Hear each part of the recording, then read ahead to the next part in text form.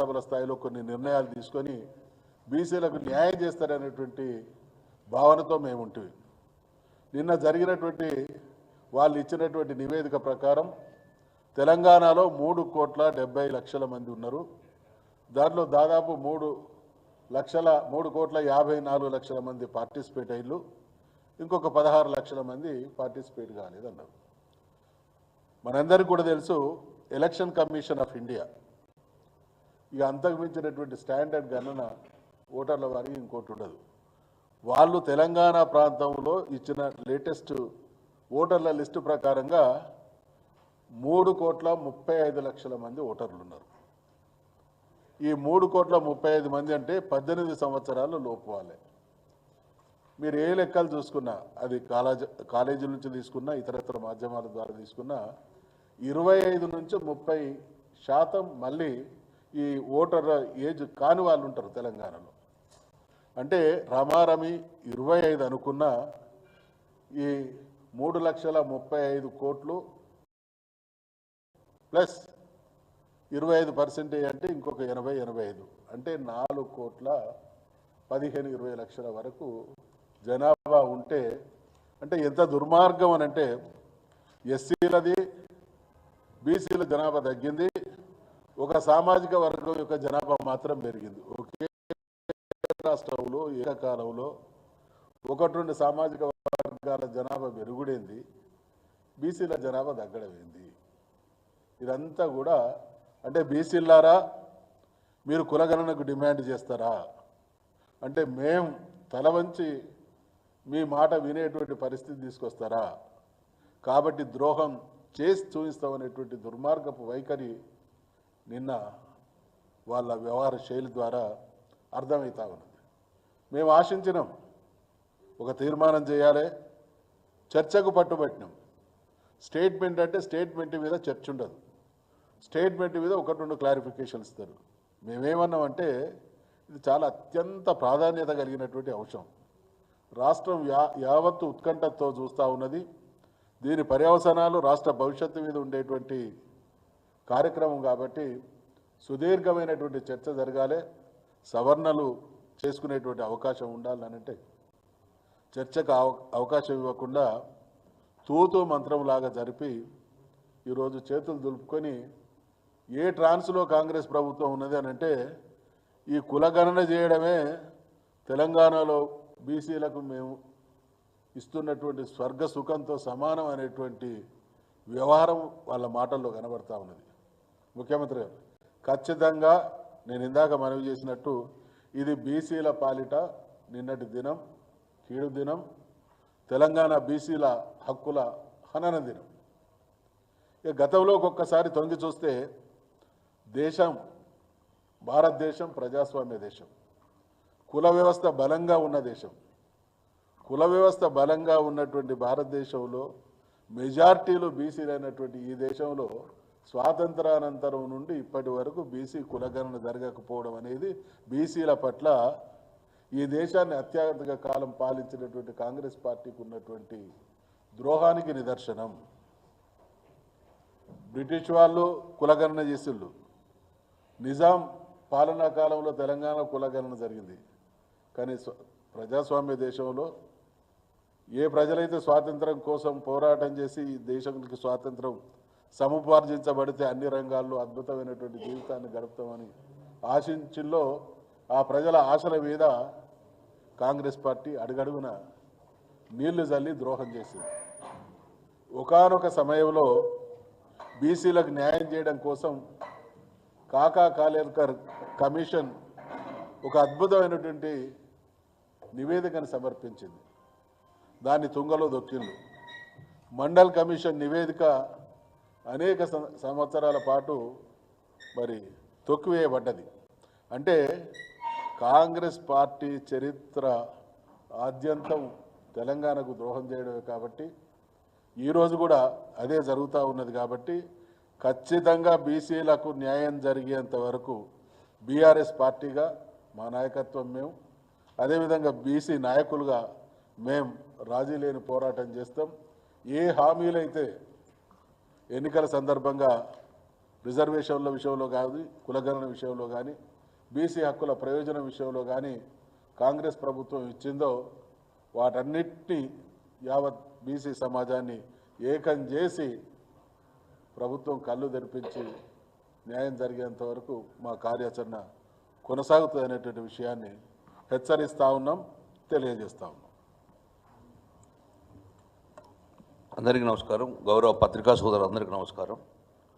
చాలా ముఖ్యమైన అంశంతో మీతో మాట్లాడాలని, మా జాతి అభ్యున్నతి కోసం, మా వెనుకబడిన కులాల ఈ తెలంగాణ రాష్ట్రంలో అభివృద్ధి కోసము మేము ఒక తప్పు చేసినా అది మా భావితరానికి ఇబ్బందిగా మారుతుంది. కాబట్టి మేము అసెంబ్లీలో కానీ శాసన మండలిలో కానీ ఉన్నప్పుడు దీని మీద మేము ప్రభుత్వాన్ని నిలదీయకపోతే మా జాతులకు అన్యాయం చేస్తున్న భావనతో నిన్న అసెంబ్లీలో మాట్లాడే ప్రయత్నం చేశాం. కానీ ఎక్కడొక మా గొంతు నొక్కి వేసింది కాబట్టి అసెంబ్లీలో గొంతు నొక్కొచ్చు, కానీ మీడియా ద్వారా ప్రజలకు చెప్పేందుకు ఎవరు గొంతు నొక్కరు. కాబట్టి అందుకే మీడియా ద్వారా ప్రజలకు ప్రభుత్వానికి కూడా మేము బీఆర్ఎస్ పార్టీ సేకరించిన సమాచారాన్ని మేము ముందుస్తున్నాం. కాబట్టి దయచేసి మొన్న 3 రోజుల ముందు ఉత్తమ్ కుమార్ రెడ్డి గారు ఏదో కొండందవి ఎలకన పడతా అనుకొని కొండందవి చీమనుడో పట్టకుండా వచ్చి ఒక స్టేట్మెంట్ ఇచ్చాడు.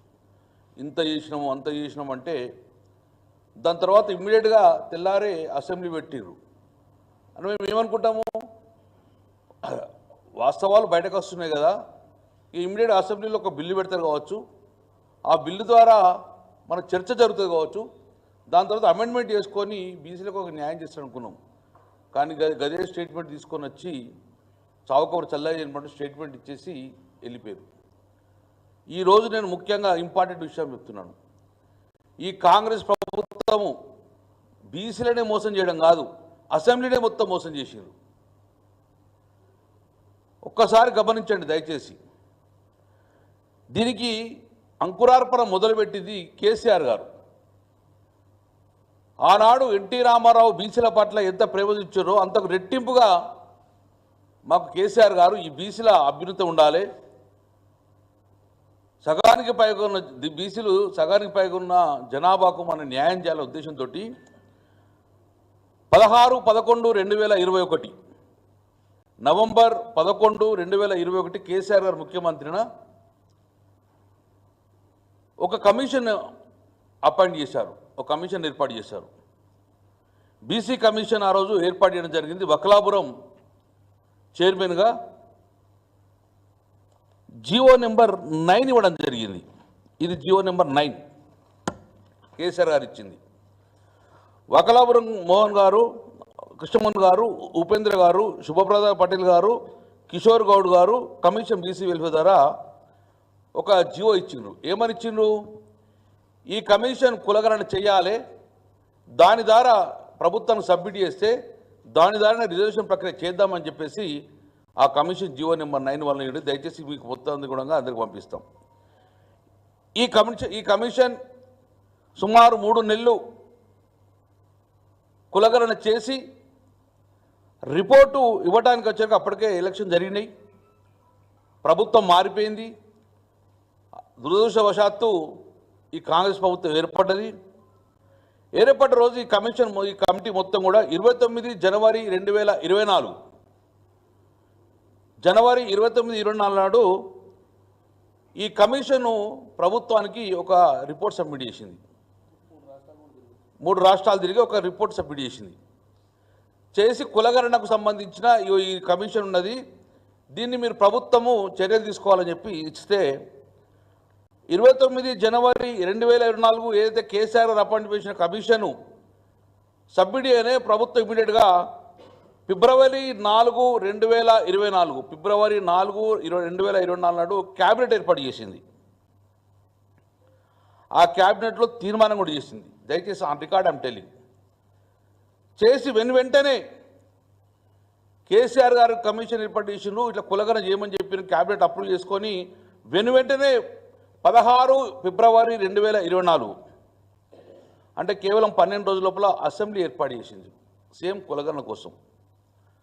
16 ఫిబ్రవరి 2024. అంటే బీసీ కమిషన్ ద్వారా వచ్చిన రిపోర్ట్ కంటిన్యూ అవుతుంది. అందులో నేను కూడా మాట్లాడాను. నేనే మాట్లాడాను.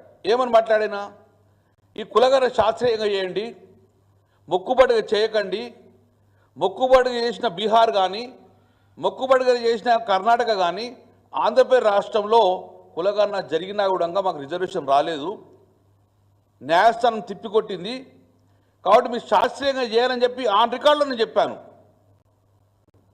అది బీసీ కమిషన్ ద్వారా చేసిన వల్ల ఫిబ్రవరి అసెంబ్లీలో చర్చ జరిగింది.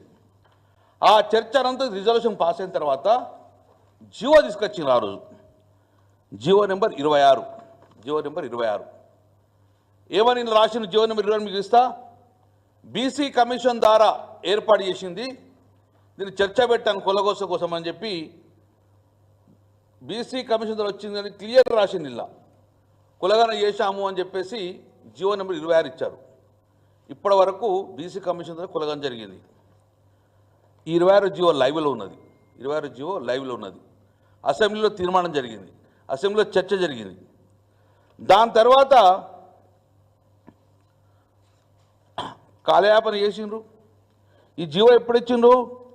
15 మార్చి నాడు ఇచ్చిండ్రు. 2024 15 మార్చి నాడు 26 జీవో ఇచ్చిండ్రు. దీని మీద కంటిన్యూ జరిగిన సమయంలో 7 నెలలు ఈ జీవోను పక్కకు పెట్టేసి ఇమ్మీడియట్గా తెలియకుండా 7 నెలల తర్వాత ప్లానింగ్ బోర్డు నుంచి మళ్ళీ ఒక జీవో వచ్చింది. ఇక్కడే క్వశ్చన్ చేస్తున్నాం.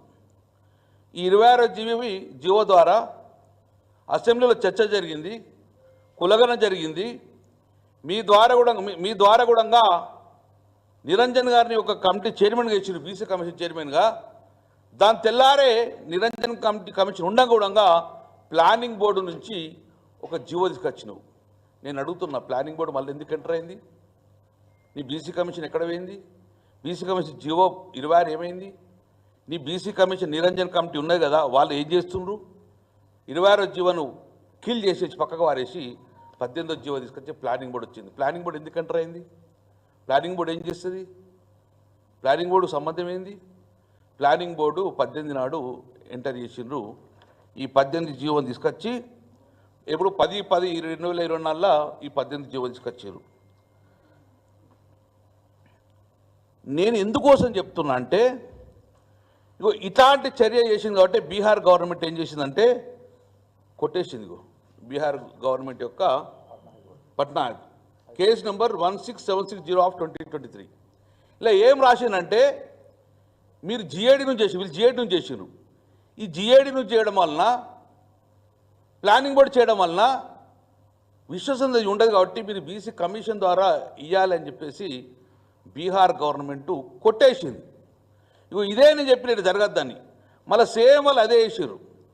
దీని తర్వాత ఇమ్మీడియట్ ఏం చేసారు, ఈ 18 జీవోని పక్కకు పెట్టుకొని హైకోర్టు ఇచ్చిన ఆర్డర్ ప్రకారం వాళ్ళు ఏం చేసిందంటే ఓ డెడికేట్ కమిషన్ వేయాలని చెప్పేసి తెలంగాణ హైకోర్టు వాళ్ళకి చెప్పింది. డెడికేషన్ కమిషన్ ఇవ్వమని చెప్పి ఆ డెడికేషన్ కమిషన్ ఇస్తానని చెప్పి మళ్ళీ ఒక జీవో నెంబర్ 49 తీసుకొచ్చారు.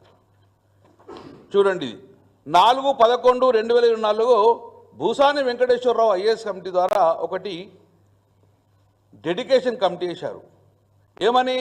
మళ్ళీ సేమ్ ఇదే, కులగణ చేయండి, కులగణ ద్వారా రిజర్వేషన్ చేయండి, స్థానిక సంస్థలు రిజర్వేషన్ చేయమని చెప్పి భూసాని కమిషను కమిటీ వేసిండ్రు. నేను ఒకటే అడుగుతున్నా, ఈ భూసాని కమిషన్ ఏమైంది? రిపోర్ట్ ఇచ్చింది ఏమన్నా? ఈ భూసాని వెంకటేశ్వర కమిషన్ రిపోర్ట్ ఇచ్చిందా? జీవో నెంబర్ 26 జీవో నెంబర్ 18 ఏమైనా రిపోర్ట్ ఇచ్చిందా? మీ నిరంజన్ వాళ్ళు చేసిన కమిటీ ఏమైనా రిపోర్ట్ ఇచ్చిందా? ఏ కమిటీ ఏ కమిషన్ లేకుండా ప్లానింగ్ బోర్డు ద్వారా మమా అనిపించింది. నేను ఒకటే అడుగుతున్నా, ప్లానింగ్ బోర్డులో చేసేటోళ్ళు బీసీలు ఉన్నారా? నీ బీసీ కమిషను నిరంజన్తో పాటు 4 బీసీ మెంబర్ ఉన్నారు కాబట్టి వాళ్ళకొక ప్రేమ ఉంటుంది, నా బీసీలకు అన్యాయం చేయొద్దని చెప్పి ఒక తపన ఉంటుంది. ఈ కమిటీకి ఏముంటుంది? కాబట్టి ఇది శుద్ధ తప్పు, ఇది ప్రజలు తప్పట్టించిండ్రు, బీసీ సంఘాలు తప్పట్టించిండ్రు. ఈరోజు అసెంబ్లీలో కూడా చర్చ జరిగి అసెంబ్లీలో తప్పు పట్టేసి అసెంబ్లీలో చర్చ దాన్ని జీవో ఇవ్వకుండా మళ్ళీ కొత్త ప్లానింగ్ బోర్డు ద్వారా ఇవ్వడం వలన తప్పల తడకగా ఈరోజు ఎనిమినేషన్ చేసిండ్రు. 2011లో ఏదైతే సెన్సస్ జరిగిందో గాంధీలకే వచ్చిన వాళ్ళకి వేరే కొత్తగా తెలివై వాళ్ళకి ఏం చేస్తారు సగానికి కూడా వీళ్ళు ఎక్కడంగా కులగన్న కోసం ఇండ్లకు పోలేదు. ఇది వాస్తవము.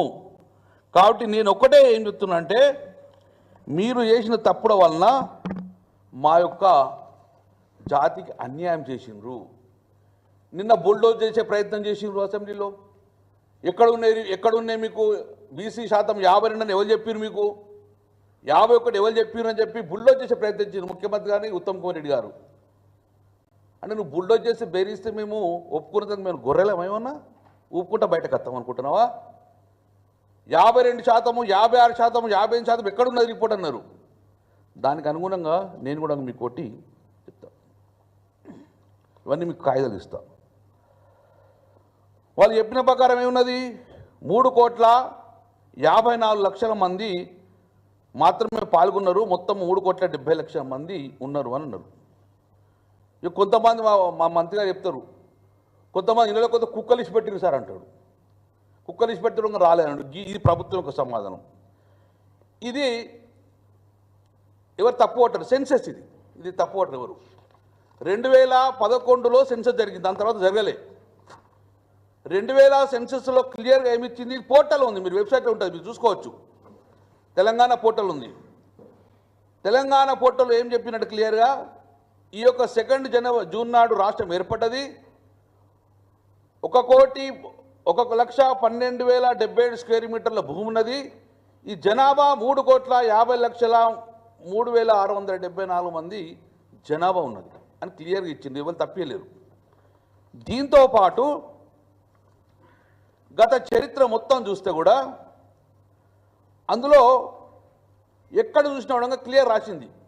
అవర్ తెలంగాణ స్టేట్ యొక్క పాపులేషన్ గ్రోత్ ఈజ్ 13.8%. 13.8%. గత చరిత్ర మొత్తం చూసిన 2001 కానీ 2011 కానీ అంతకుముందు ఏ విధంగా the Telangana state population growth is 13%. దాని లెక్కన చేసుకుంటే ఈరోజు మా జనాభా 4,20,00,000 మంది జనాభా ఆన్ రికార్డ్ ఉంటారు. ఇప్పుడు ఏదైతే మా యొక్క మొసంచారి గారు చెప్పినట్టు ఓటర్ లిస్టు 3,50,00,000 ఉన్నాయని చెప్పి మీరు 3,35,00,000. ఏ రోజు జనాభాకు ఉన్న పాపులేషన్కు డిఫరెన్షియేషన్ కంపల్సరీ 30% ఉంటుంది. ఆ లెక్కలు చూసినాక 4,20,00,000 మంది ఉంటే మీరు 3,70,00,000 మంది అంటే 50,00,000 జనాభాను మీరు మింగేసిండ్రు. జనాభా లెక్కలు తప్పులు వేసిండ్రు. అంటే మా బీసీలను జనాభా ఓటర్ లిస్టులో ఉండకుండా చేసే ప్రయత్నం చేస్తున్నారు. ఈరోజు ఓటర్ లిస్టులో జనాభా లిస్టులో ఉండకుండా చేసే ప్రయత్నం చేసిండ్రు. 40 నుంచి 50,00,000 మంది ఈరోజు వాళ్ళు తప్పుగా చూపించారు. మేము ఒప్పుకునే సమస్య లేదు. ఈరోజు 4,11,00,000 దాటే ఉంటుంది. కానీ ఈ యొక్క తెలంగాణ జనాభా సుమారు 4,20,00,000 మంది ఉంటారు. ఏ డాటా తీసుకున్నాక అట్లే ఉంటుంది. కానీ మీరు 3,70,00,000 చూపించి సుమారు 30 నుంచి 35 లక్షల బీసీ జనాభాను మీరు మమ్మల్ని బయట రాకుండా ఉండగా ఈరోజు కాంగ్రెస్ ప్రభుత్వం ఈరోజు మమ్మల్ని లోపల పెట్టే ప్రయత్నం చేసిండ్రు. అందుకే 52%, 53% అని ప్రతిసారి అంటూ ఉంటాము. దాన్ని 46% ఎక్కడ రికార్డులను చూపించిన కాబట్టి 46% అనేది మేము ఒప్పుకునే సమస్యలే అని చెప్పి మీ ద్వారా దానికి కూడా రిపోర్ట్ చెప్తారు మొత్తం కూడా. ఈరోజు తెలంగాణ స్టేట్ పాపులేషన్ 2001 నుంచి 2011లో 13.5 ఇంక్లూడ్ చేస్తే టోటల్గా మన జనాభా 4,11,00,000 ఒక్కటి కూడా తక్కువగా అని చెప్పి మీ ద్వారా నేను ఛాలెంజ్ జరుగుతుంది. 40-45 లక్షల జనాభా తక్కువ వేసుకుంటూ ఈరోజు 2011 సెన్సర్ ప్రకారం బీసీ పాపులేషన్ 1,80,00,000 మంది 2011లో. Is on record. ఎక్కడి రికార్డ్ అంటారు చెప్తాం. 2011 సెన్సస్ తీసినప్పుడు తెలంగాణలో ఉన్న బీసీ జనాభా 1,80,00,000 మంది. తెలంగాణ ఏర్పడే వరకు 2012 సుమారు 15 సంవత్సరాలకు ఇప్పుడు మా జనాభా 2,20,00,000 ఉండాలి. తెలంగాణలో 2,20,00,000 మంది జనాలు ఉండాలి. దాని అంటే 13 గుర్తుతోటి అంటే మాకు 1,90,00,000 చూసినామంటే సుమారు 40 లక్షల తెలంగాణ ప్రజలు తెలంగాణలో బీసీ జనాభాను మీరు కనుమరుగు చేసిండ్రు. ఇది ఎవిడెన్స్ రికార్డ్. ఈ లెక్కన తెలంగాణలో ఈ లెక్కల ప్రకారం జనాభా తెలంగాణలో బీసీల జనాభా 56 నుంచి 57% ముస్లిమ్స్ కలుపుకోకుండానే ఉన్నది. ఇది నేను 40% ఎట్లా చెప్తామండి? నేను ఏ లెక్కని చెప్పిను అది కూడా చెప్తా. 1,00,000 కుటుంబాలకు లాక్ అన్నారు. ఎవరు ఆ 1,00,000 కుటుంబాలు? నెంబర్ 2, మీరు అందులో తాత్కాలికంగా ఎన్ఆర్ఐస్ పోతారు. దుబాయ్ కానీ సింగపూర్ కానీ తాత్కాలికంగా ఓటర్లు ఎక్కువ శాతం జనాభా ఉంటారు. వాళ్ళను మీరు ఎన్యుమరేషన్ చేయలేదు. చాలామంది పోతారు, వాళ్ళ లెక్కలు తీసుకోలేదు. ఈరోజు ఒక్కసారి రికార్డు చూసుకోండి. 2011 సెన్సస్ చేయండి. అందులో ఎస్సీ జనాభా క్లియర్ ఉన్నది. 2011లో ఎస్సీ జనాభా 54 లక్షలు ఉంది. నిన్న మీరు ఇచ్చిన రికార్డులో 61 లక్షలు ఉంచారు. అంటే 13% గ్రోత్ అయింది. చూడండి ఇక్కడ 2011లో ఎస్సీ పాపులేషన్ గవర్నమెంట్ ఇచ్చింది 54 లక్షలు. నిన్న మీరు స్టేట్మెంట్ ఇచ్చిన దాంట్లో 61 లక్షలు ఉంటే ఎస్సీలు 13% పెరిగింది. డన్. ఎస్టీలు కూడా 2011లో 31 లక్షలు చూస్తే నిన్న మీరు 37 లక్షలు చూపించారు. వారు కూడా పెరిగినరు. ఓబీసీలు కూడా మీరు 7% పెంచి 10% పెంచినట్టు నిన్న చూపించారు. OC caste 13% పెరిగినరు. ఎస్సీలు 13% పెరిగినరు. ఎస్టీలు 18% పెరిగినరు. ఓబీసీలు పెంచారు. మీ యొక్క అగ్రవర్ణాలు మీరు క్యాస్ట్ పెంచుకున్నారు. మా బీసీలు మాత్రం 17% తగ్గించారు. మేము ఒక్కలమే తగ్గినావా? బీసీలు తగ్గినావా అంతరిక్షంగా? మమ్మల్ని మీరు తగ్గించి సంపే పారేసిన మమ్మల్ని ఓటర్స్ లేకుండా.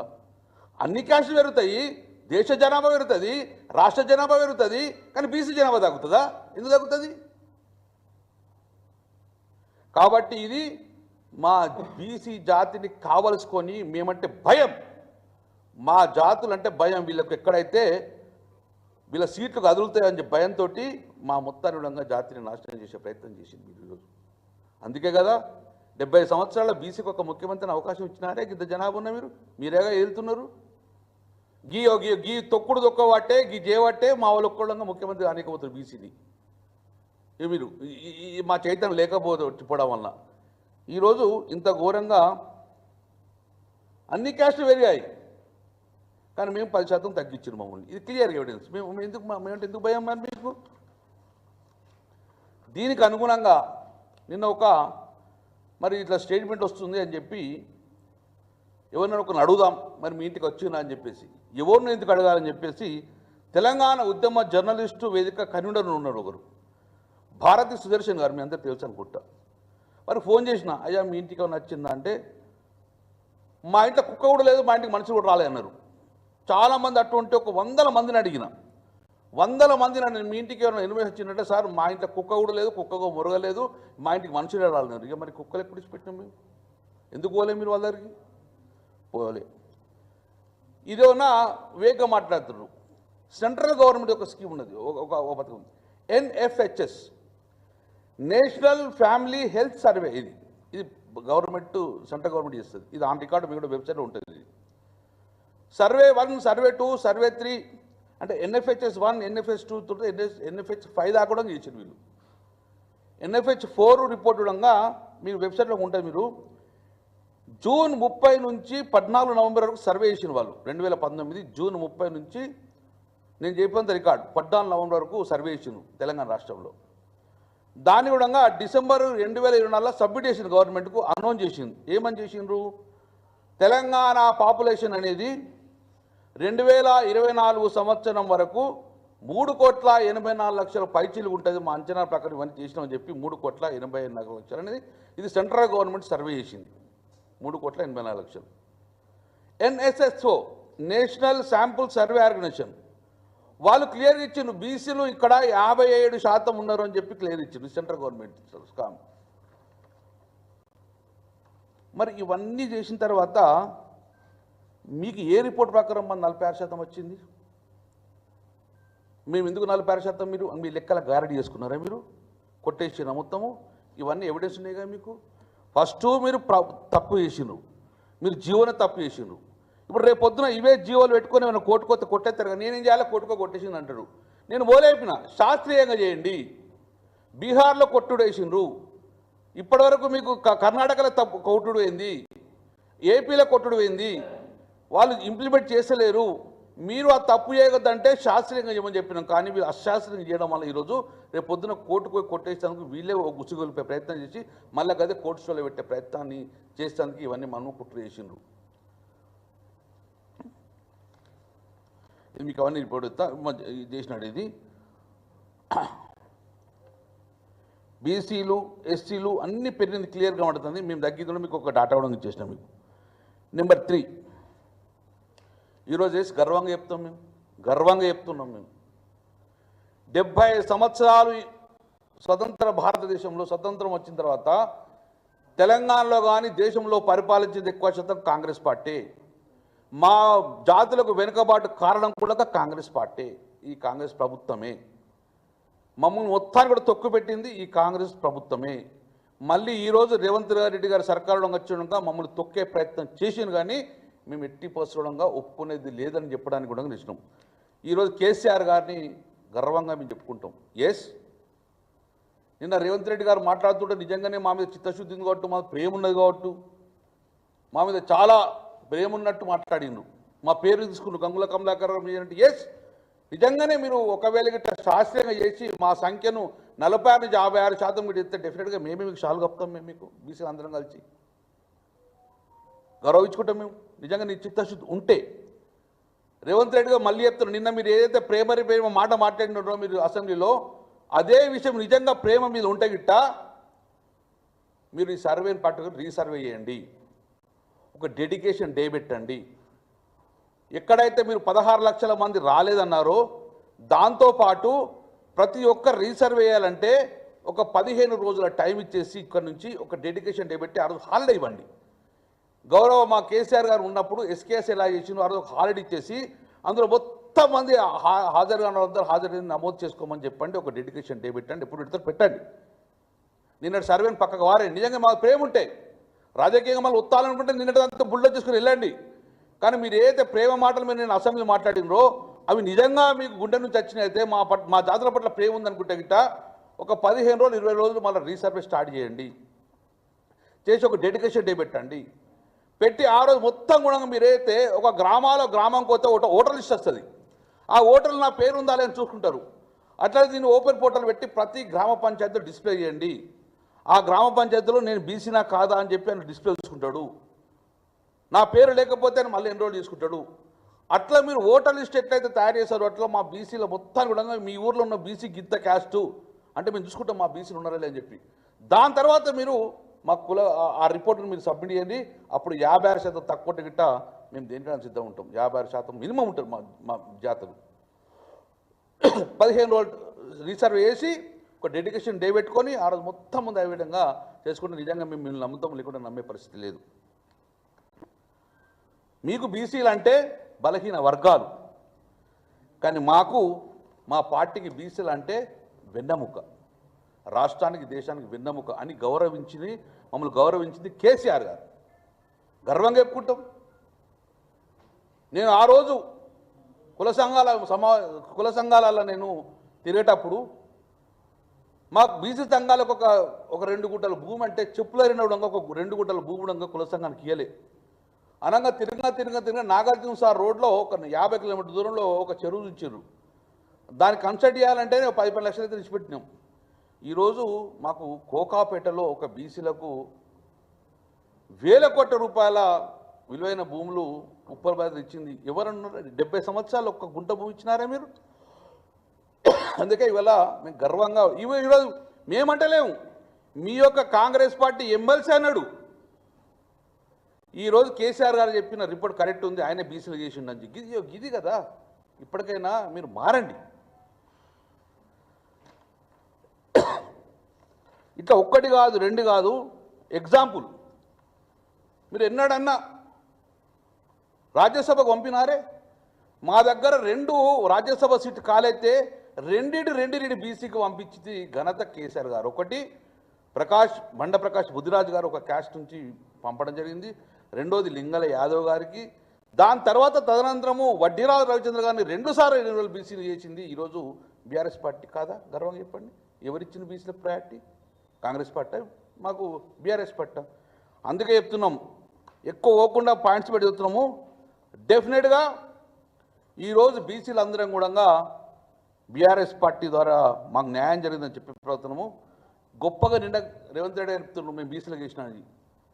ప్రభుత్వంలో ఉండి కూడా మీరు తప్పు చేసిర్రు. కానీ కేసీఆర్ గారు ఉద్యమ పార్టీ ఉన్నప్పుడే 2003లోనే ఇంకో ఇది రిపోర్టు బీసీల పట్ల చిత్తశుద్ధి ఏముందంటే తెలంగాణ రాష్ట్రం ఏర్పడ్డ తర్వాత డెఫినెట్గా బీసీ న్యాయం చేస్తామని చెప్పేది ఇది 2003లో మన్మోహన్ సింగ్ గారిని కలిసిన జరిగింది. ఎవరెవరు ఉన్నారు అందులో?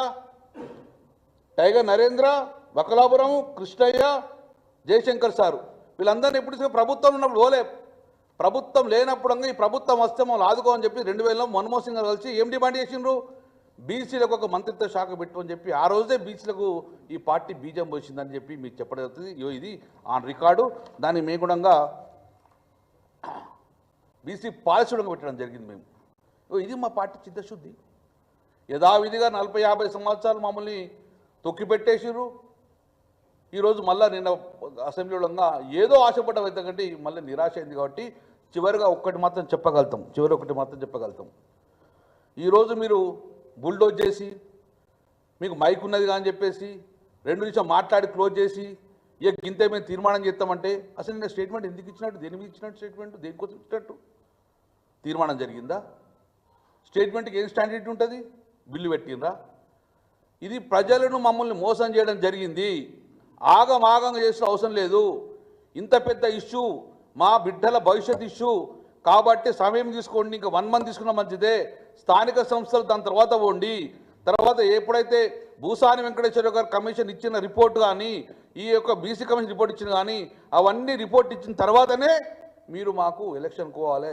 అప్పటికి ఎలక్షన్ పోతే మళ్ళీ మమ్మల్ని ఇబ్బంది పెట్టే ప్రయత్నం చేశారు. కాబట్టి మీరు 48% మేము పార్టీ ఇస్తుందంటారు. మాకు వెళ్ళి కావాలనే మాకు చట్టం చేయండి. మీరు అన్ని పార్టీలు మాకు 42% ఇస్తామని చెప్పి చట్టం చేస్తేందుకే కదా మేము బిల్లు పెట్టుకున్నది. మీ పార్టీ ఇచ్చడం కాదు. డెఫినెట్గా ఇది మేము రేపటి నుంచి 100% మా బీఆర్ఎస్ పార్టీ పక్షాన మా యొక్క బీసీ సంఘాలను చేసుకొని దీన్ని మాత్రము మేము ఏ బీసీ బిడ్డ కూడా దీన్ని ఒప్పుకునే ప్రసక్తి లేదు. నిన్న ప్రభుత్వం ఏంటంటే సంబరాలు చేసుకోరి అంటాడు. నేను గుండె మీద చేసుకుని చెప్తున్నా, తెలంగాణ రాష్ట్రంలో ఏ ఒక్క బీసీ బిడ్డను సంబరాలు జరుపుకున్నాడా? నీ గాంధీ భవన్లో తప్ప ఏ ఒక్క బీసీ బిడ్డ కూడా ఆవేదనతోటి నిన్న బాధపడ్డాడు తప్ప కానీ ఎవరు సంబరాలు జరుపుకోలేదు. అంటే నీ ప్రభుత్వం యొక్క నెగటివ్ మీకు అర్థమైందా? నీ గాంధీ భవన్లో సంబరాలు చూసుకుంటే కాదు. మాకు తెలంగాణ గడ్డ మీద ఏ ఒక్క బీసీ బిడ్డడంగా దీన్ని చూసి బాధపడ్డాడు, ఆవేదన వ్యక్తం చేసిండు. నీ నిజంగానే నువ్వు కరెక్ట్ అంటే గిట్ట ఇదే గ్రామ సభలలో మీ మంత్రులు రాండి, ఈ 42% ఒప్పియండి ప్రజలలో పోయి బీసీలోకి ఇంతే అని చెప్పేసి ఒక్కసారి మీరు 46% ఉన్నదని చెప్పేసి గ్రామ సభ పెట్టి ఒప్పియండి. మీరు మంత్రులు బయటకు వస్తారా? ఆ గ్రామం నుంచి బయటకు వస్తారా?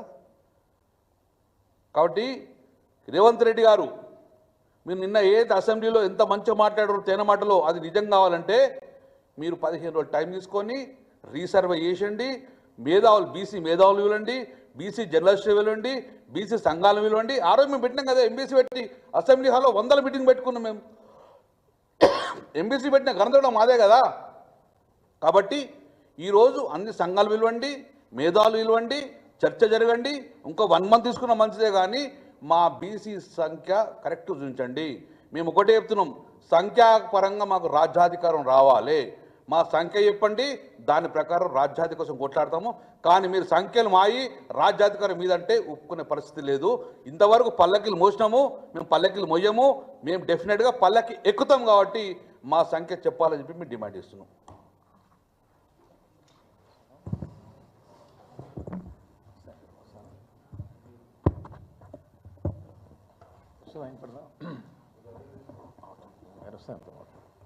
అందరికీ నమస్కారాలు.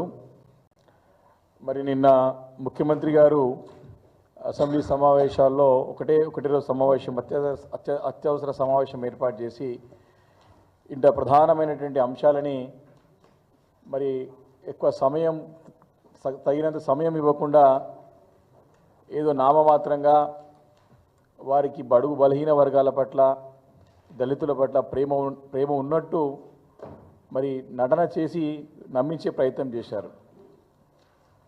మరి నిన్న వారి యొక్క స్టేట్మెంట్ కూడా ఫిబ్రవరి 4, 2025 రోజు చరిత్రలో నిలిచిపోయే రోజు. మరి దాన్ని వారు తెలంగాణ సోషల్ జస్టిస్ డేగా పరిగణించాలా ఇప్పటి నుంచి అని చెప్పారు. మేము దానికి తీవ్రంగా వ్యతిరేకిస్తూ ఉన్నాం. నిన్నటి రోజు చీకటి రోజు, బడుగు బలహీన వర్గాల వారిని వంచిన రోజు, నిన్న బడుగు బలహీన వర్గాల ప్రజలను మోసం చేసిన రోజు. మరి నిన్న తెలంగాణ సోషల్ జస్టిస్ డే కాదు, తెలంగాణ సోషల్ ఇంజస్టిస్ డే. అంటే నిన్న అన్యాయం జరిగిన రోజు. నిన్న రేవంత్ రెడ్డి గారి సర్కార్, ముఖ్యంగా కాంగ్రెస్ పార్టీ చరిత్రలో చూసినట్టయితే అటు దేశవ్యాప్తంగా కానివ్వండి, గతంలో ఉన్న ఉమ్మడి రాష్ట్రంలో కానివ్వండి, మరి కాంగ్రెస్ పార్టీ తీవ్రంగా ఈ యొక్క బలహీన వర్గాల ప్రజలని మోసం చేస్తూ వస్తూనే ఉన్నది. మరి ఇంతకుముందు పెద్దలు మధుసూదనాచారి గారు ఒక మాట చెప్పినారు. 1952లోనే కేల్కర్ కమిషన్ చాలా స్పష్టంగా బీసీలకు కల్పించాల్సినటువంటి రిజర్వేషన్స్తో పాటు వారికి విద్య, ఉద్యోగ, అదేవిధంగా రాజకీయంగా ఏ రకమైనటువంటి అవకాశాలు కల్పించాలా, ఏ రకంగా ఈ వర్గాలన్నీ కూడా వెనుకబడ్డాయో అని చాలా స్పష్టంగా 1952లోనే కేల్కర్ కమిషన్ చాలా స్పష్టమైన రిపోర్ట్ ఇచ్చింది. దాని దాదాపు 4 దశాబ్దాలు దాచిపెట్టి తొక్కిపెట్టి కాంగ్రెస్ పార్టీ దేశవ్యాప్తంగా బలహీన వర్గాల వారిని మోసం చేస్తూ వస్తూ ఉన్నది. తర్వాత ఎంతోమంది మరి బలహీన వర్గాల బీసీలకు చెందినటువంటి నాయకులు అటు న్యాయ పోరాటం చేసి అనేక పోరాటాలు చేసిన తర్వాత మండల్ కమిషన్ ఏర్పాటైన తర్వాత కూడా ఆ మండల్ కమిషన్ కూడా తొక్కిపెట్టే విధంగా మరి ప్రయత్నాలు జరుగుతూనే వచ్చినాయి. చివరిగా మరి మనం చూసినట్టయితే, చరిత్రలో చూసినట్టయితే కాంగ్రెస్ పార్టీ మరి నేత అయినటువంటి స్వర్గీయ రాజీవ్ గాంధీ గారు రికార్డులో, పార్లమెంట్ రికార్డులో బీసీ జనగణనకి, బీసీ సెన్సస్కి, బలహీన వర్గాల వారికి వ్యతిరేకంగా మాట్లాడినటువంటి రికార్డ్స్ ఈరోజు పార్లమెంట్లో ఉన్నాయి. తప్పకుండా రాబోయే రోజుల్లో అవి బయటకు తీసి ప్రజలకు తెలియసి కాంగ్రెస్ పార్టీ ఏ రకంగా మోసం చేస్తూ వస్తుందో బలహీన వర్గాల ప్రజల్ని తప్పకుండా మేము బీఆర్ఎస్ పార్టీ తరఫున తెలియజేస్తాం. నిన్న ముఖ్యమంత్రి గారు రేవంత్ రెడ్డి గారు, అదేవిధంగా ఉత్తమ్ కుమార్ రెడ్డి గారు ప్రగల్భాలు పలుకుతూ ఉన్నారు, పెద్ద పెద్ద మాటలు మాట్లాడుతూ ఉన్నారు. 1931లో జరిగితే సెన్సస్ మళ్ళీ జరగలేదని చెప్తున్నారు. దానికి కారణమే కాంగ్రెస్ పార్టీ. చాలా స్పష్టంగా ఆధారాలతో పాటు ఉన్నాయి. ఇటు రాష్ట్రంలో కూడా అప్పుడున్నటువంటి బలహీన వర్గాలకు చెందినటువంటి నాయకులు ఎన్నో పోరాటాలు, ఎన్నో ఉద్యమాలు, న్యాయ పోరాటం చేసి రాజకీయంగా పోరాటం చేసిన నీలం సంజయ్ రెడ్డి గారికి మొదలు పెడితే ఈరోజు రేవంత్ రెడ్డి గారు కూడా సేమ్ అదే ధోరణి మారలేదు. ఈ కాంగ్రెస్ పార్టీ యొక్క మైండ్ సెట్ ఇంకా మారలేదు. తప్పకుండా బలహీన వర్గాల ప్రజలు తిరుగుబాటు చేసే రోజులు దగ్గరలో ఉన్నాయి. వీరు నిన్న తీసుకొచ్చినటువంటి స్టేట్మెంట్ని ముందు పెట్టి నోటితో చెప్పి నొసటితో అవమానించే విధంగా నిన్న రేవంత్ రెడ్డి గారి వ్యవహారం కనపడ్డది. వారు ఒక మానసిక ఉన్మాదిగా వివరించినారు. దీంట్లో ఉన్న అంశాలన్నింటినీ కూడా పరిలోకి తీసుకొని దీంట్లో ఉన్నటువంటి లొసుగులన్నింటినీ కూడా మరి బయట పెట్టేసే ప్రయత్నం బీఆర్ఎస్ పార్టీ చేస్తే గొంతు నొక్కే ప్రయత్నం చేసింది. ఇంత ప్రాధాన్యత కలిగినటువంటి అంశం ఇది. వారు సమయం ఇవ్వకుండా వారికి కావాల్సింది మాట్లాడి చెప్పాల్సింది చెప్పి వెళ్ళిపోయే ప్రయత్నం చేసినారు, వెళ్ళిపోయినారు నిన్న. కాబట్టి దీన్ని బీఆర్ఎస్ పార్టీ చాలా సీరియస్గా పరిగణిస్తూ ఉంది. దీన్ని ఆషామాషి వదిలిపెట్టే ప్రసక్తే లేదు. వారు రేవంత్ రెడ్డి గారు మొదటి నుండి కూడా మోసం చేస్తూనే వస్తూ ఉన్నారు. డే 1 నుంచి కూడా మోసం. రాజకీయ అధికారం రావడానికి ఎన్ని అబద్ధాలు మాట్లాడాలో, ఎన్ని అవకచవకలు పలుకలు అన్ని పలికి అబద్ధాల పునాదుల పైన సర్కార్ ఏర్పాటు చేసి గడిచిన 11 నెలల నుంచి కూడా సంవత్సరం కాలం 12 నెలలు 13 నెలల నుంచి కూడా మోసం చేస్తూనే వస్తూ ఉన్నారు. అబద్ధాలు చెప్తూనే ఉన్నారు, పక్కతో పట్టిస్తూనే ఉన్నారు. నిన్న కూడా బలహీన వర్గాలు బీసీలకు సంబంధించినటువంటి ప్రధానమైన సబ్జెక్టులో కూడా టోటల్గా ఆ సర్వే అంతా కూడా ఫాల్స్ సర్వే, అది అంతా కూడా బూటకమైన సర్వే. అది ఆ సర్వేలో వారు చూపెట్టిన 75 ప్రశ్నలకి ఎవ్వరు కూడా సమాధానం చెప్పలేదు. ప్రజలు ఈ సర్వేని సహకరించలేదు, దీన్ని యాక్సెప్ట్ చేయలేరు. వారి యొక్క సర్వే కాపీలు రోడ్లపైన పడే పరిస్థితి చూసినాం మనం. కాబట్టి దీనికి ఈ సర్వేకి ఎలాంటి శాంక్టిటీ లేదు, వారు శాస్త్రీయ పద్ధతులు కూడా చేయలేదు. అంతగా అది కాకుండా ఈ యొక్క బీసీ వర్గాలకి రిజర్వేషన్స్ రాజకీయంగా కల్పించాలన్నా ఖచ్చితంగా సుప్రీంకోర్టు నిబంధనల ప్రకారం ట్రిపుల్ థ్రెస్ పాస్ కావాలా. మొదటిది బీసీ మంత్రిత్వ శాఖ కానీ బీసీ మంత్రిత్వ శాఖ ద్వారా కానివ్వండి సపరేట్గా డెడికేషన్ కమిషన్ వేసి దాంట్లో నోడల్ ఏజెన్సీని అపాయింట్ చేసి వారి పర్యవేక్షణలో సవరణ చేసి చట్ట సవరణ చేసి బీసీ కమిషన్ ద్వారా డెడికేటెడ్ కమిషన్ ఏర్పాటు చేసి సపరేట్గా నోడల్ ఏజెన్సీ ఏర్పాటు చేసి వీరి యొక్క ఆధ్వర్యంలో సపరేట్ నిధులు కేటాయించి వారి ఆధ్వర్యంలో నడవాల్సినటువంటి ఈ యొక్క కులగణన కేవలము మన రేవంత్ రెడ్డి గారు తను ట్యాంపరింగ్ చేయడానికి పెట్టుకో విధంగా ప్లానింగ్ డిపార్ట్మెంట్ చూసుకొని తన ఆజిమాయిస్తో తన ఆధ్వర్యంలో జరిపి ఈరోజు అన్నీ కూడా ట్యాంపరింగ్ చేసి తప్పుడు తడకలుగా తయారు చేసి దాన్నే పెట్టి అసెంబ్లీలో నిజం చేసే ప్రయత్నం చేస్తూ ఉన్నారు. రిపోర్ట్ పెట్టడానికి అసెంబ్లీ సమావేశం అవసరమా? ఎంత దిగజారి నిస్సిగ్గుగా వాడు స్టేట్మెంట్ చదివిన తర్వాత దీనిపైన చర్చ ఉండదు స్టేట్మెంట్ పైన, ఇక దీన్ని మరి ఏం చేద్దాము అని అడుగుతాడు.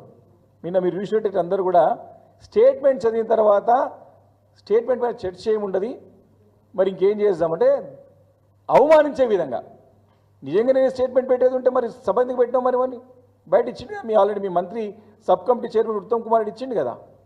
కాబట్టి కన్ఫ్యూజ్ చేసే విధంగా ప్రయత్నం ఈరోజు నిన్న రేవంత్ రెడ్డి గారు చేసిన ప్రయత్నాన్ని మేము చాలా అంటే చాలా తీవ్రంగా ఖండిస్తూ ఉన్నాము. అవమానించే విధంగా, కించపరిచే విధంగా, బలహీన వర్గాల ప్రజల్ని కించపరిచే విధంగా నిన్న ముఖ్యమంత్రి గారి వ్యవహారం ఉన్నది.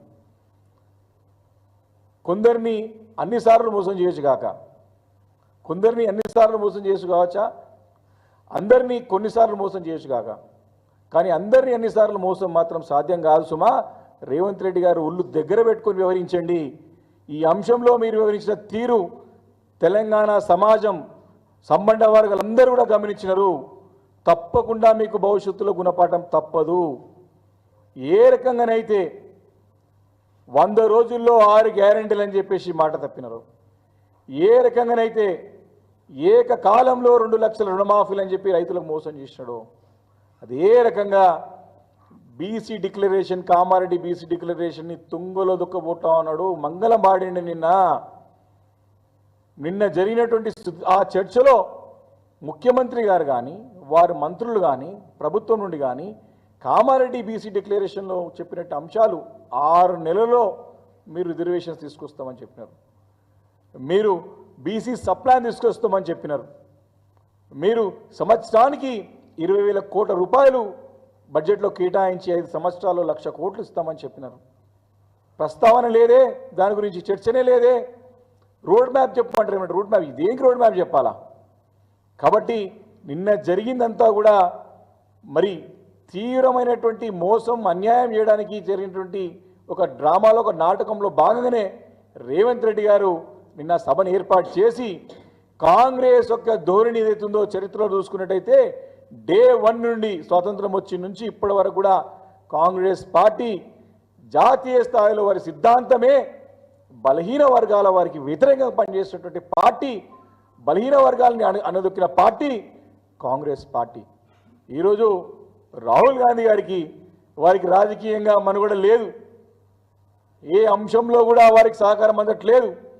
కొత్త నినాదం అందుకొని వాళ్ళు రాజకీయం చేసే ప్రయత్నం చేస్తూ ఉన్నారు. అందులో భాగంగా ఈ డ్రామా అంతా కూడా వారు మొన్న పార్లమెంట్లో మాట్లాడడానికే రిపోర్ట్ని 2 రోజులు ముందు పెట్టి హుటాహుటినే సభ పెట్టి మళ్ళీ ఎల్లుండి పెద్ద ఎత్తున దళిత సంఘాల నుంచి కూడా ఉద్యమాలు సభలున్నాయి కాబట్టి నిన్న పెట్టి మమ అనిపించేసుకుని చేతులు దులుపుకొని వెళ్ళిపోయినారు.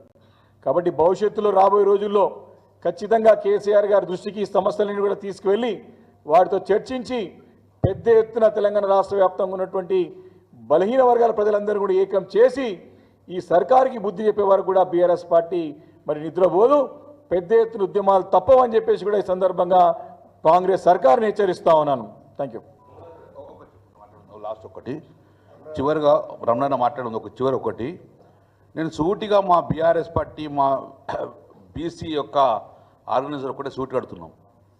త్వరలోనే మీరు రిపోర్ట్ ఇచ్చేటప్పుడు మొత్తం ఇచ్చిన తర్వాత ఏ కులంలో ఎంత జనాభా కూడా చెప్పండి. నెంబర్ 1 మీ కులగన చేసింది కదా. నెంబర్ 2 మీరు చేసిన కులగనలో క్రిస్టియన్లు 0 చూపించారు. నిజంగా క్రిస్టియన్స్ లేరా తెలంగాణలో? మార్వాడీస్ లేరు, పార్సీలు ఉన్నారు కదా, జైన్స్ ఉన్నారు కదా, సిక్కులు ఉన్నారు కదా. వీళ్ళ జనాభాను మీరు ఏం చేసిండ్రు? మామూలు బీసీలకు కథం చేసిన వాళ్ళలో కథం చేసిండ్రు ఏమన్నా? కాబట్టి మీరు దయచేసి కులగన చేసింది కదా, ట్రాన్స్పరెన్సీ అన్నారు కదా, మీరు ఎవరెంత వారికంత అన్నారు కదా, మాకు బేషజాలు లేవు అన్నారు కదా. బేషజాలు లేనప్పుడు ఏ గ్రామంలో ఏ కులంలో ఎంతమంది ఉన్నారో మీరు చెప్పండి. రాష్ట్రంలో మొత్తం ఏ కులం ఎంత ఉందో చెప్పండి. ఆ కులం యొక్క బైఫర్కేషన్ ఇచ్చేసి ట్రీ తయారు చేసి ఇచ్చేవండి. అప్పుడు నమ్ముతాము. దాని ద్వారా తర్వాత మీరు ఎన్నికలు పోండి, దాని తర్వాత జీవోలు పాస్ చేయండి. అప్పటి వరకు కూడా ఏ ఒక్క స్టెప్ వేసుకున్న ఇదే నిన్న స్టేట్మెంట్ ద్వారా స్టెప్ అవుతాం, తెలంగాణ భగ్గుమంటది. బీసీ యొక్క మా యొక్క బీసీ బిడ్డల వందడంగా నేను ఒకటే చెప్తున్నాను రేవంత్ రెడ్డి గారికి, మీకు మా కోపం ఉంటే మాకు అన్యాయం చేయరు, కానీ మా జాతికి అన్యాయం చేస్తే ఊరుకోము. డెఫినెట్గా తెలంగాణ భగ్గుమంటే మీరు ఒక్క స్టెప్ ముందెరికైనా. మా రమణాన్ గారు మాట్లాడదు.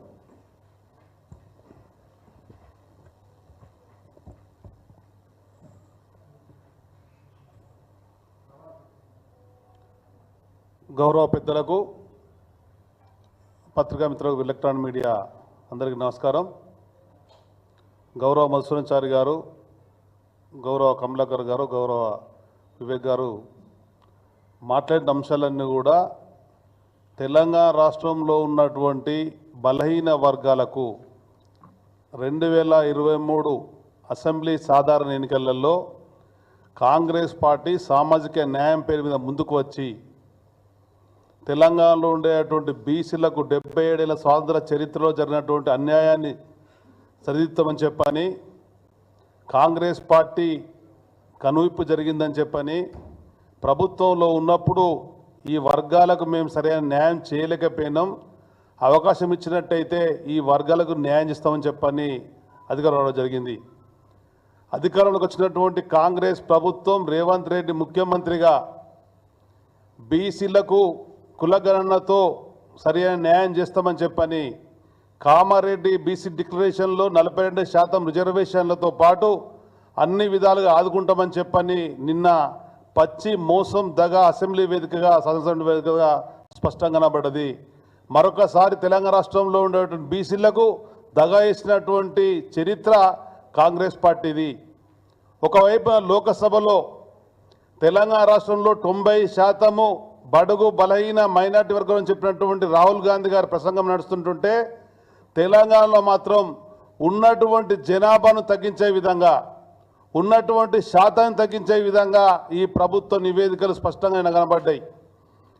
కులగణన, అదేవిధంగా ఎకనామిక్స్ ఏదైతే ఆర్థిక సర్వే ఉందో అది నిన్న వాస్తవంగా తీర్మాన రూపకంగా ముందుకు రావాలా, తీర్మానాన్ని ఆమోదం చేయాలా. అదేవిధంగా రాష్ట్ర ప్రభుత్వం చేపట్టబోయేటువంటి వాటన్నింటి కూడా స్పష్టంగా తెలంగాణ సమాజంలో అన్ని వర్గాలకు చెప్పాల్సిన గురుతర బాధ్యత ఉండే. కానీ నిన్న 23% ఉన్నటువంటి బీసీ రిజర్వేషన్లు కొనసాగిస్తాం, 19% బీఆర్ఎస్ బీజేపీ ఇస్తారని చెప్పంటున్నారు. అనే ముందు మీ శుద్ధశుద్ధి ఒకసారి గమనించాలా. అసెంబ్లీ ఎన్నికల్లో ప్రతి పార్లమెంటుకు 2 అసెంబ్లీ స్థానాలు కేటాయిస్తే బీసీలని చెప్పన్నారు. ఎక్కడ పోయినా ఆ స్థానం చెప్పని మనవి చేస్తున్నా. ఇచ్చినటువంటి స్థానాలు కూడా అక్కడ బలహీనమైనటువంటి పరిస్థితిలో కాంగ్రెస్ పార్టీ ఉన్న చోట, బలమైన సామాజిక వర్గాల చోట ఇచ్చి మమ అనిపించరే. కానీ ఈ రోజున్నటువంటి మీ 64 మంది శాసనసభ్యులలో ఎంతమంది ఎమ్మెల్యేలు నుంచి విషయాన్ని కూడా స్పష్టంగా మీరు తెలంగాణ సమాజం చెప్పాలా. అదే 18 మంది క్యాబినెట్ అవ్వాల్సిన దాంట్లో 12 మంది క్యాబినెట్ సభ్యులు ఉంటే ఎంతమంది బీసీ బిడ్డలు అందరూ 20 మంత్రులుగా ఉన్నారు. అంటే మీ చేతిలో ఉన్న అధికారాన్ని సక్రమంగా వినియోగించకుండా మోచేతికి బెల్లం పెట్టి నాకించే విధంగా కాంగ్రెస్ పార్టీ విధానం నిలబడుతుంది. కనుక కేసీఆర్ గారి నాయకత్వంలో మార్గదర్శకంలో బీఆర్ఎస్ పార్టీలో ఉండేటువంటి పార్లమెంట్ సభ్యులు, శాసనసభ్యులు, శాసనమండలి సభ్యులు తెలంగాణ వ్యాప్తంగా మేము పర్యటన చేస్తాము. తెలంగాణ వ్యాప్తంగా ఉండేటువంటి బీసీ సంఘాలతో కలుపుకొని ముందుకెళ్తాము, బీసీ సమాజాన్ని చైతన్యపరుస్తాము. కాంగ్రెస్కు మరొకసారి కనువిప్పు జరిగే విధంగా, కాంగ్రెస్ పడిచినటువంటి మాటలు అమలయ్యే విధంగా, కాంగ్రెస్ ప్రభుత్వ దగాకోరు విధానాలను స్పష్టంగా తెలంగాణ సమాజం తెలియపరిచి రాబోయేటువంటి ఎన్నికలలో 42% రిజర్వేషన్లతో కాంగ్రెస్ రేవంత్ రెడ్డి సర్కారు ముందుకు రావాల్సిందే. ఒకవేళ మీరు రిజర్వేషన్లు తేకుండా పార్టీ పరంగిస్తానటువంటి దగాపూరితమైనటువంటి మాటలను ఎండగడతాము. మీకు బీసీలు కన్నెరేసే విధంగా కార్యక్రమాలతో ముందు తీసుకెళ్తాం.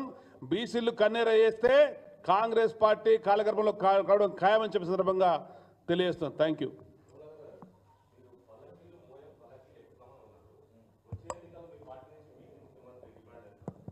మేమేమంటాము, 70 సంవత్సరాలు ఈ దేశాన్ని పరిపాలించింది, ఈరోజు రాష్ట్రంను పరిపాలించింది కాంగ్రెస్ పార్టీ. కాంగ్రెస్ పార్టీలో మా బీసీ నాయకులకు ముఖ్యమంత్రి అయితే అవకాశం ఉండగా నోటికాడ బొక్క తీసుకున్నారు, అవకాశాన్ని తీసేసుకున్నారు. అప్పటి నుంచి అన్యాయం జరిగింది. డెఫినెట్గా రేపు పొద్దున మా అధినేత ఉన్నాడు కదా, మాకు బీసీకి ప్రయారిటీ ఇచ్చింది కదా, మా యొక్క కులాలు మా జాతులు మొత్తం బయటకు రావాలి, సంఖ్యాపరంగా రాజ్యాధికారం రావాలని చెప్పినవాడు కాబట్టి ఈరోజు సామాజిక ఆర్థికంగా వెనుకబాటుతనం ఉండొద్దని చెప్పి ముందుకొని కాబట్టి ఇన్ని గొప్ప పథకాలు తీసుకొచ్చింది కదా. ఎందుకోసం ఇది బీసీలో ముందుకు రాజకీయంగా దిగుతుందికే కదా, రాజకీయం దిగుతుందికే, ఈరోజు సామాజికంగా దిగుతుందికే మాకు మంత్రి పదవి ఇచ్చిండ్రు, రాజ్యసభ పంపించిండ్రు. మా పార్టీ బీసీకి ఉన్నది కాబట్టి వచ్చినాం. పల్లెకి ఎక్కాలంటే ముఖ్యమంత్రి పొజిషన్ కాదు కదా. రేపు రాజ్యసభలో మామూలు అందరిని పంపించిండు, తర్వాత రవిచంద్రన్ 2 సార్లు ఇన్వాల్వ్ చేసిండు. ఇది కాదా మరి పల్లెకి ఎక్కది?